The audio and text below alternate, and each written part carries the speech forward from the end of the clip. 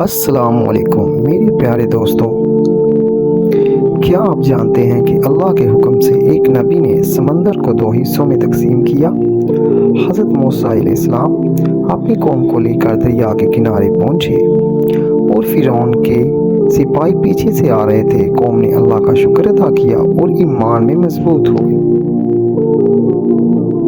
اگر آپ حضرت موسیٰ علیہ السلام کے اس حیران کن معجزے اور مکمل کہانی کو دیکھنا چاہتے ہیں تو ویڈیو کو آخر تک ضرور دیکھیں، کیونکہ آخر میں ایک اہم سبق آپ کا انتظار کر رہا ہے۔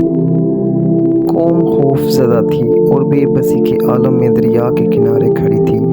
حضرت موسیٰ علیہ السلام نے اللہ پر کامل بھروسہ کرتے ہوئے اپنی لاٹھی بلند کی اور اللہ کے حکم سے دریا کا پانی دو حصوں میں تقسیم ہونا شروع ہو گیا۔ ایک عظیم معجزہ تھا۔ قوم نے حیرت اور ایمان کے ساتھ خشک راستے پر چلنا شروع کیا۔ سب دریا کے کنارے سے محفوظ گزرنے لگے۔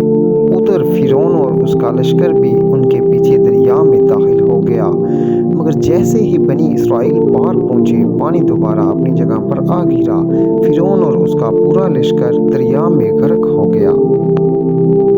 یہ اللہ پاک کی قدرت اور انصاف کی واضح نشانی تھی۔ قوم نے اللہ کا شکر ادا کیا اور سجدے میں گر گئی۔